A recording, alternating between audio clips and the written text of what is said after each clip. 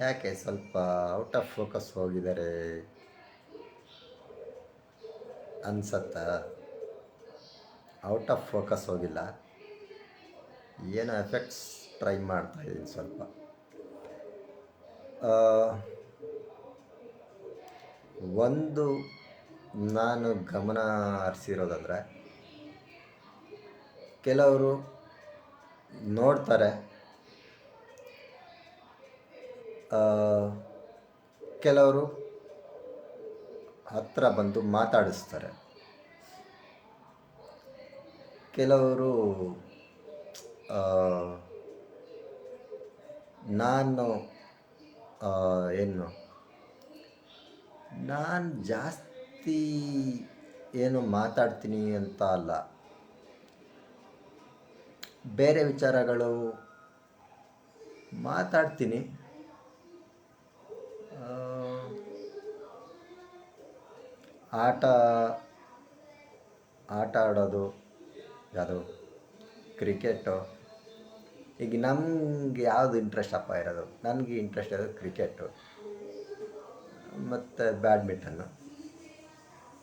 ಬೇರೆ ನೋಡೋದಕ್ಕೆ ಸ್ವಲ್ಪ ವಾಲಿಬಾಲು, ಬಾಸ್ಕೆಟ್ಬಾಲು ಅದೆಲ್ಲ ನೋಡ್ತೀನಿ. ಕೆಲವೆಲ್ಲ ಆಡೋಕ್ಕಿಷ್ಟ, ಕೆಲವು ನೋಡೋಕ್ಕಿಷ್ಟ. ಹಾಗೆ ಕೆಲವರು ನೋಡ್ತಾರೆ, ಆ, ಮಾತಾಡಲ್ಲ. ಕೆಲವರು ಮಾತಾಡ್ತಾರೆ,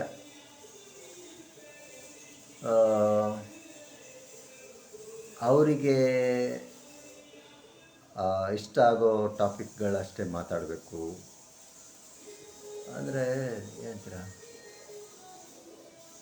ಚೇಂಜ್ ಆಗ್ತಾ ಇರಬೇಕು. ನಮ್ಮದು ಇಂಟ್ರೆಸ್ಟು ಏನಂತೀರ ಬದಲಾಗ್ತಾ ಇರುತ್ತೆ. ಸೋಮವಾರ ಯಾವ ಥರ ಯೋಚನೆ ಮಾಡ್ತೀವ, ಮಂಗಳವಾರ ಆ ಥರ ಯೋಚನೆ ಮಾಡೋಕ್ಕಾಗಲ್ಲ. ಗುರುವಾರ ಒಂಥರ ಯೋಚನೆ ಮಾಡಿದ್ರೆ ಭಾನುವಾರ ಒಂಥರ ಯೋಚನೆ ಇರುತ್ತೆ. ಸೊ ಒಂದೊಂದು ದಿನ ಒಂದೊಂದು ಥರ ಇರುತ್ತೆ ಯೋಚನೆ. ಕೆಲವರು ಮಾತಾಡಿದ್ರೆ ಎಲ್ಲರೂ ಏನಂತಾರೆ, ಕೌನ್ಸಿಲಿಂಗ್ ಮಾಡ್ತಾರೆ, ಇವರು ಎಷ್ಟು ಚಾರ್ಜ್ ಮಾಡ್ತಾರೋ ಏನು ಸುಮಾರೆಲ್ಲ ಇದಿರ್ಬೋದು. ಚಾರ್ಜ್ ಜಾಸ್ತಿ ಎಲ್ಲ ಚಾರ್ಜ್ ಮಾಡಲ್ಲ ನಾನು. ಅದೇ ಕೌನ್ಸಿಲಿಂಗ್ ನಿಮಗೆ ಆಸಕ್ತಿ ಇದ್ದು ಕೇಳಿ, ಒಂದು ನಾನು ಯಾವ ಥರ ಎಲ್ಲ ಮಾತಾಡ್ತೀನಿ ವಿಡಿಯೋಗಳಲ್ಲೆಲ್ಲ ನೋಡಿದರೆ ಗೊತ್ತಾಗತ್ತೆ. ಸೊ ನಾನು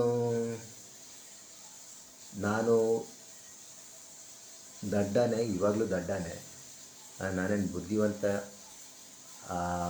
ಆ ಬುದ್ಧಿವಂತರು ಅಷ್ಟೇ ಮನಸ್ಸಿನ ಬಗ್ಗೆ ತಿಳ್ಕೊಳೋದು ಆ ಥರ ಎಲ್ಲ ಏನಿಲ್ಲ. ಭಾವನೆಗಳು, ಯಾರು ಭಾವನೆಗಳನ್ನು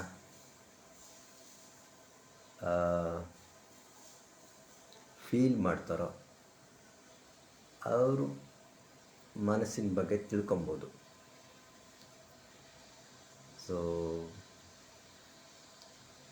ಫೀಲಿಂಗ್ ಇಂಪಾರ್ಟೆಂಟ್ ಮನಸ್ಸಿನ ಬಗ್ಗೆ ತಿಳ್ಕೊಳೋಕ್ಕೆ. ತಿನ್ನೋದು ಸ್ವಲ್ಪ ಲಿಮಿಟಾಗಿ ತಿನ್ನಬೇಕು, ಆಮೇಲೆ ತಿಂದಿದ್ದನ್ನು ಹಾಗೆ ಕರಗಿಸ್ಬೇಕು. ನೋಡಿ, ವಿಡಿಯೋ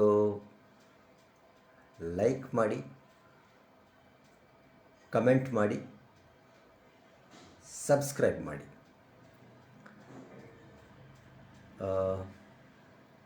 ಇದೇನಂತಾರೆ, ರೈಸಿಂಗ್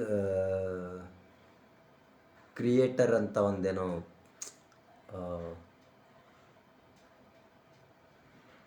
ಏನಂತಾರೆ, ರೈಸಿಂಗ್ ಕ್ರಿಯೇಟರ್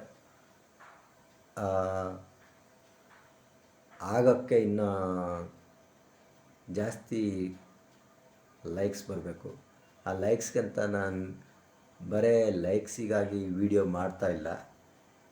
ವಿಡಿಯೋದಲ್ಲಿ ಒಂದು ಮೆಸೇಜು ಇರುತ್ತೆ.